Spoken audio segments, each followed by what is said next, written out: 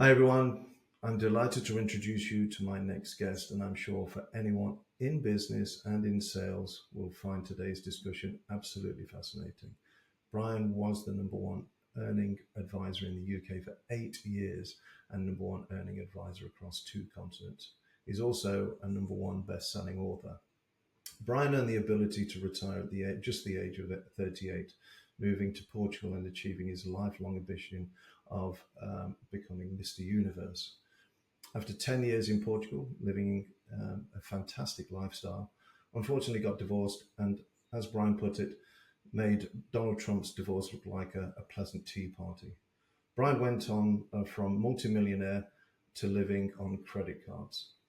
Brian had to restart his financial services or career all over again and move to Singapore in Asia. It only took Brian over just 7 years from retirement to become a millionaire once again, second time around, following his unique approach, which he will be discussing with us today. Brian is an interesting man, to say the least. Aside from an impressive career in financial services, has owned a large portfolio of properties, been a bodyguard to celebrities such as Roger Federer and Mick Jagger. He's also the Fortune 500's keynote speaker and in great demand for his coaching online and traveling around the world coaching top firms and advisors. I'm delighted to say that we have managed to acquire some of Brian's precious time and ask him with what all the salespeople around the world want to know: how. Brian, hello and welcome to the Very podcast. Thank you, Derry. I am delighted to be here. Before we get started, I'm sure the viewers would like to know which countries you're currently working in, Brian. Oh, thanks for asking, Derry. I rarely get a chance to share this. So currently South Africa, Zimbabwe, UK, Ireland, Australia, America, Mexico, Peru, Dubai, and Portugal. Wow. So you're very sought after then. I'm blessed to have the opportunity to help many driven advisors in their quest to really succeed. Okay. Well, let's get right at it then. As I know, many people want to know how to be successful in the industry. Um, and just before we get into the meat of the topic, Brian, what do you consider a successful salesperson, advisor, wealth manager? Ooh, you're putting me on the spot right at the start here, Derry. All right, good question. I'd like to look at it this way. There are several million advisors worldwide, and only 0.01% earn over seven figures. I'm not talking about trail, I'm talking about new commission each year. It's like comparing a mosquito sitting on the backside of a giant elephant. And why do you think that is? Well, sadly, the majority just haven't solved the maddeningly frustrating worldwide salesperson's number one problem. And would you share that with us? Yeah, simply getting the next client. Would you like to elaborate on that a little for the listeners? I'm very happy to. No one ever leaves this industry because they're seeing too many people and earning too much money. And for our viewers, if you could sum up what it made for you to be so successful in the industry, what would that be? Okay, three main things. First one, getting my existing clients to refer at least once and usually twice per year. Getting new clients to refer within two meetings. And I mastered the best presentations are the ones no one sees coming. Anything else? Incredible work ethic. Okay. Okay. When you meet new advisors and firms, what is the first thing you ask them? I always ask them, do you want to double your best 30 clients in the next 30 days? Has anyone ever said no? Not yet. Okay. There are a number of ways to get new clients. Is there the right way and the wrong way? No, that's just a little bit too black and white. So after having been in the industry for 30 years, I'd like to view it as a choice between being very effective and non-effective. Okay, now we're getting into the nitty gritty of being successful in this industry. Can you share your thoughts on about effective versus non-effective? Okay, that's a great question. So, the shortest route from A to B in our industry, this means your current and existing client gets you to the next client. If we can get existing clients to help us take on a next client, we waste no time. We will almost always have close to 100% success rate. It also means that we can see more people and have more productive appointments. So, as an example, I know you were recently on a trip to Zimbabwe. Now, let's say you want to go from Harare on the east to Bulawayo on the west. I know Bulawayo, as my ex wife was from there and her uncle was from Harare. So, the fastest, most direct route is to go from Harare to Bulawayo. However, as we all know, we can hire BDMs or cold callers, we can network, troll social media, and set up events. The list is a bit endless. But trying to get the next appointment this way, let alone the next client, is like going from Harare to Kariba to Vic Falls, back to Gukwe, and finally Bulawayo. Okay, I can see how this makes sense. So, what about those advisors who are currently using BDMs? Okay, well, let's tackle this first. Here I'm going to say, if it isn't broken, don't fix it. So, what do I mean by that? What I mean is, if you're earning several $1 million a year using these approaches, don't be in a hurry to change them. But if you're not, something has to change and fast. And the number one fastest way to get your next client is by knowing how to get qualified referrals. I recently saw a 30-minute TikTok from Patrick Bet David online. He owned an insurance company, and he's stressing that salespeople that can get referrals always out earn those who can't. Cold calling and networking, etc., it's a bit like driving around Spaghetti Junction trying to get off. A qualified referral is like driving down Route 66 fast. And if you were to look at this in its most straightforward format, Quite simply, the client sitting in front of you gets you your next client. That's it. so why aren't most advisors doing this? They simply don't know how yet. Is there a special type of referral? Oh, absolutely, definitely, Derry. I call this the golden referral. Okay, Ryan, I'll bite. As everyone likes a gold anyway, but what is a golden referral?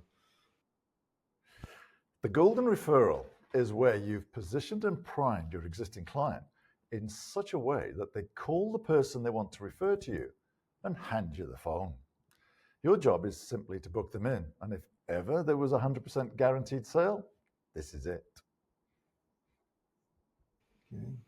I can definitely see how that would work, and I'm imagining it's a big game changer. How often do you think people get referrals this way? In my experience, Derry, practically never. Almost all advisors struggle to even have a referral conversation.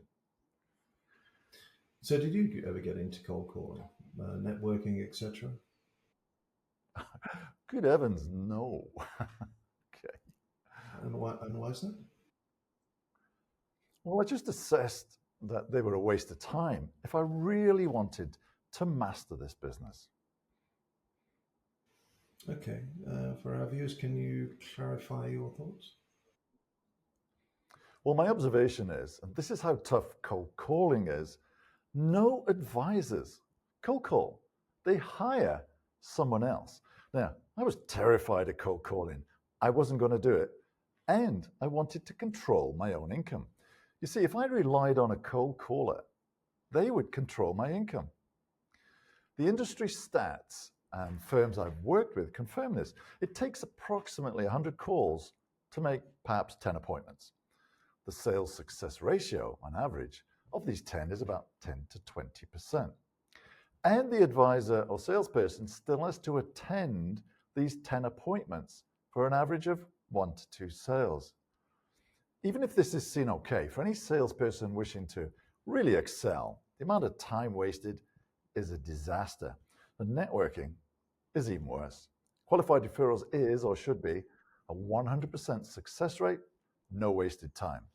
One referral, one appointment, one sale. How much simpler can it get? I just assessed any other way was an incredible waste of time and also very negative. In your experience, how many referrals do people get? Well, that's a very interesting question. So I've worked with advisors in many, many countries, and as I said, been in the industry for many years. My experience is that advisors get maybe one or two a month if they're lucky. Okay, I'm sure the viewers will be interested to know how many you got.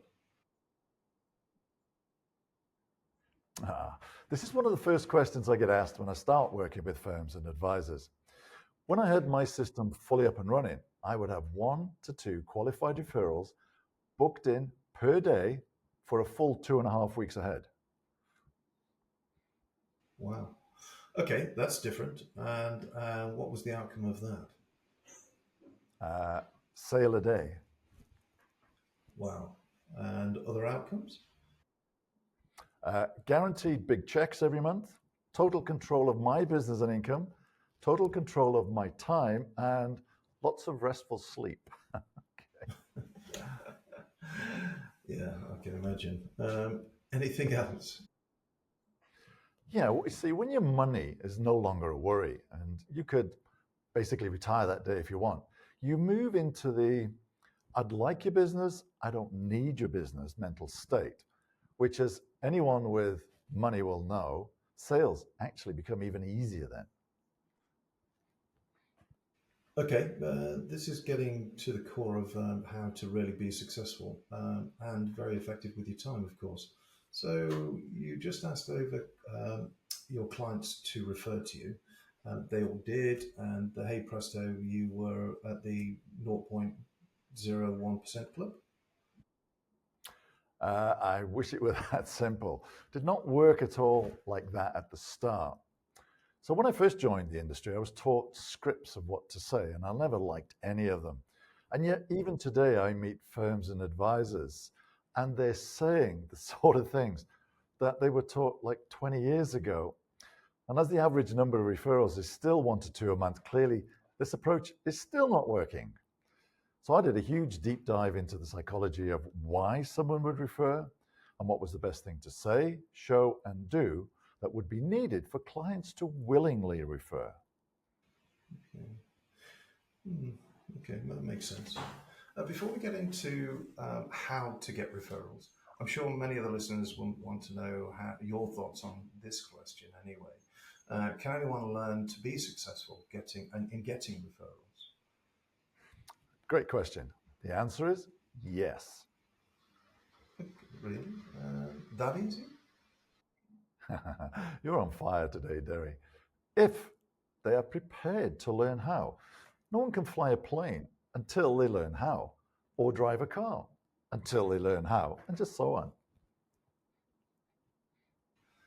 As I mentioned at the start, you coach advisors, managers, wealth managers, financial salespeople across basically across the planet. Does how do you do it come to mind on an often basis, or what do they ask you that all the time? Yeah, yes, it does. And it works completely across the globe. Just how do you do it? Work across the globe? Yes, it does. Okay. Can I ask why it works for everyone across the globe? Well, through many years of trial and error and refinement, I designed a referral process for me, which I now share with salespeople and firms across the globe, where advisors double, treble, quadruple their incomes in months, many cross the 7 figures. It's a learnable, proven referral process that works every time. Okay. Just for our viewers, of course, and for nobody else, why is your process so effective? Yeah, that's a great question. So here is why. When I was advising myself, I had clients all across the globe who were working in Asia, different nationalities, and yet the same approach, the same words, the same process worked with every nationality. People are the same worldwide. So I refined my process to work with any client, any nationality. And again, why does it work for everyone? Well, if you've ever heard Bruce Lee's famous quote, I don't fear the man who practiced 10,000 kicks once. I fear the man who practiced one kick 10,000 times. See, I wore out 3 tape machines in my first year, practicing one process. Having one process to learn that works every time means you can get very good at it. Okay, I think I'm getting it. So, what is the biggest mistake when asking for referrals? Okay, that's another good one. There are many and all can be rectified. However, the biggest initial one is winging it, which basically means having no exact process that's been refined and practiced, just ad hoc asking when the mood takes the salesperson. A few more are, if you find this discussion valuable, please give me the name and number of 2 or 3 of your friends. And I don't charge a fee for my service. I'll need you to refer 3 or 4 of your friends. Blah. These approaches are basically, if I'm doing something for you, I want payment in the form of throwing your friends under the bus as payment. Yeah. Okay, quick question, Brian. When starting to target referrals, where should advisors start that? Okay, that's a great one. Quite simply, almost all advisors are sitting on a gold mine, but they just don't know how to mine it. The starting point is their own clients. Let's say advisors have, say, 100 clients, and they knew how to double even 50 of those, the advisor would have a great year. Then it's a case of knowing how to get those new 50 clients to refer within a couple of meetings. This would then be adding 100 clients a year for the advisor. Now, that might sound a lot. However, that's just 2 per week. It's all about knowing what to say, do, show, how, and when. Just one more question on that. Why do you think people find it particularly difficult specifically in this instance of converting corporate into, let's say, private clients? Okay, again, good question.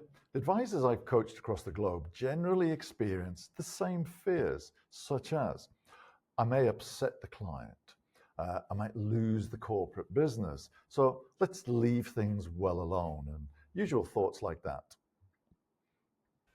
Okay, do you think there's any downside to just leaving the client things alone? Oh, very, very much so.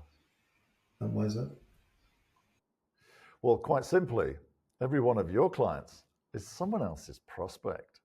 So in this particular case, the risk is that another advisor or firm manages to get one of these contacts that are attached to the corporate clients. And you can be damn sure if they're any good, they'll be working their way into the corporate clients from that route.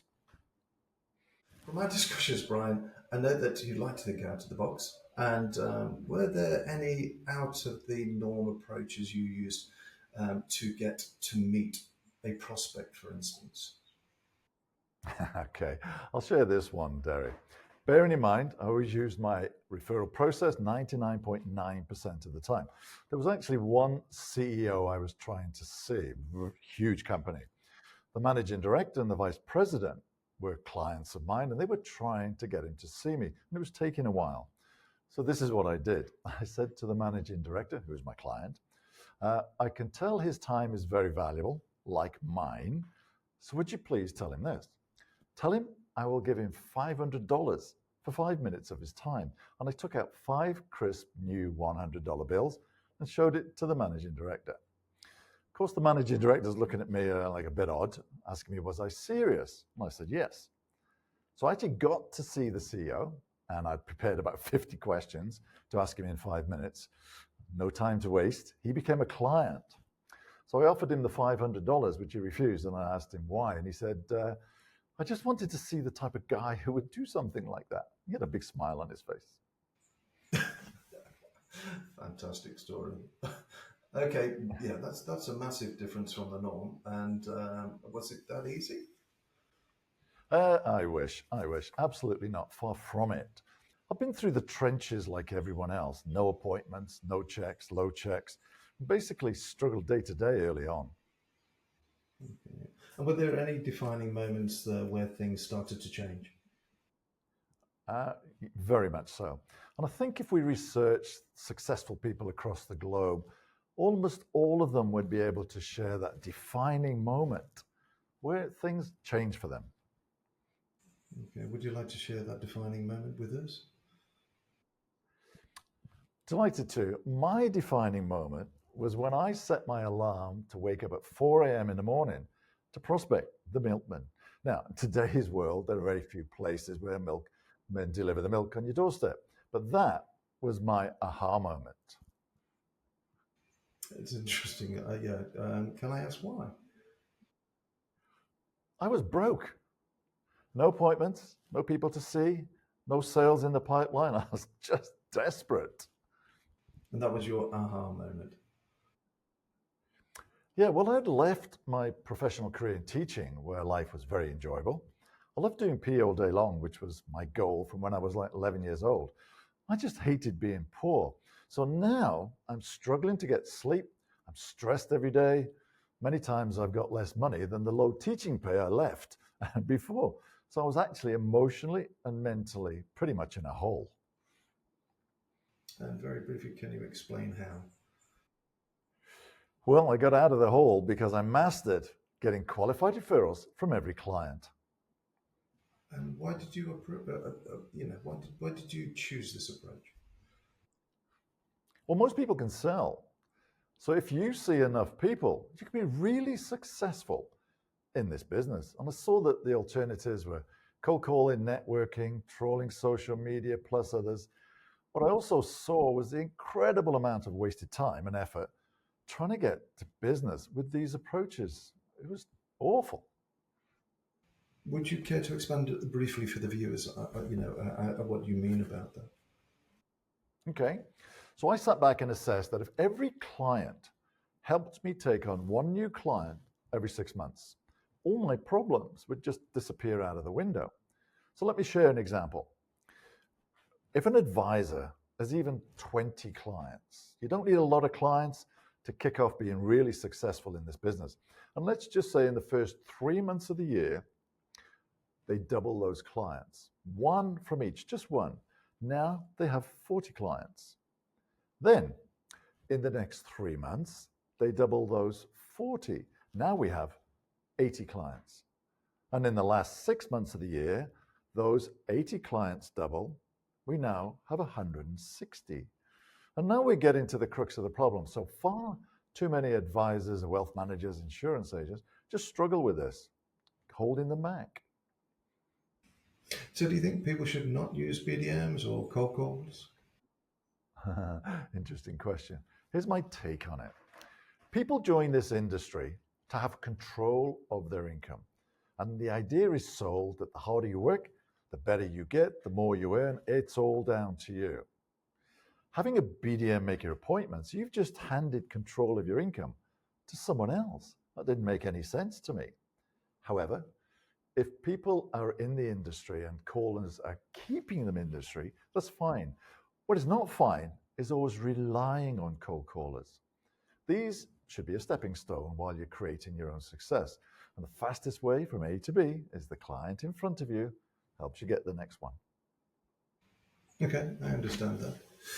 And I think to help the listeners or help our listeners is to understand a little bit more about you and the type of person you are. Throughout your life, which we will share some part of it today, or we already have done, you seem to have the desire not only to achieve, but to achieve big. Firstly, would you agree would you agree upon that? And secondly, can you briefly give us some examples? Okay, yeah, more than happy to. So I've always been the sort of person, if I'm going to do something, I want to do it extremely well. Early on, I was an international badminton player. From there, my goal was to be Mr. Universe, and some of your viewers may or may not know, there's only one each year.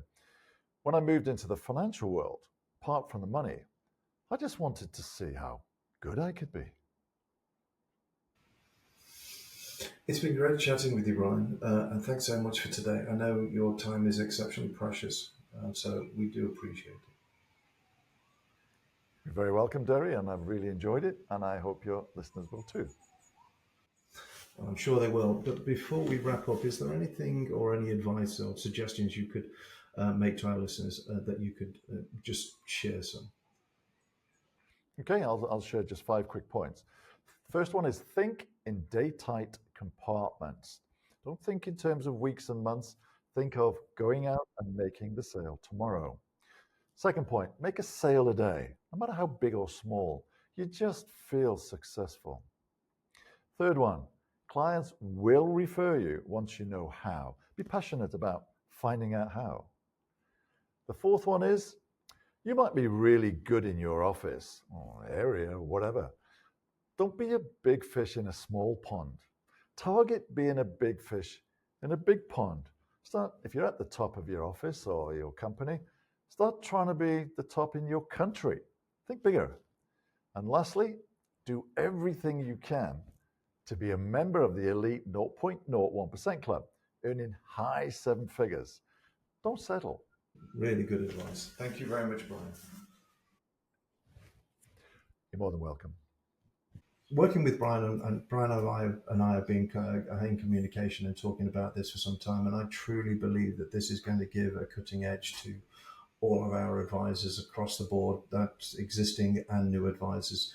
And I know we're doing extensively a lot of marketing and picking up a new business throughout, and advisor firms, asset managers across Africa. The concept is to actually bring Brian to them, and we are putting together an exclusive, a special offer that is going to be made available to everyone on the Very platform. It's all going to be launched very shortly. This is a prelude to what is literally going to happen just down the line. So expect something through an email, expect something through LinkedIn, which we're obviously through all our social media, announcing the launch of this. So it's coming to you, it's coming to your doorstep, and it's up to you to actually, as Brian says, make that first step in the right direction and literally farm your existing clients to actually make the most out of your business. I think that kind of sums it up, doesn't it, Brian? I think that sums it up perfectly, and I can't wait. Neither can I, believe you. Okay, perfect. Thank you very much, Brian. As ever, it's been a pleasure catching up with you, and we'll get everything together for the Very audience, and we look forward to seeing you again soon. And I'm sure that everybody on Very and all the Very clients actually look forward to actually having communication with you and earning lots more money. Great. Thanks, guys. Thank you, Brian. You're welcome. Bye bye.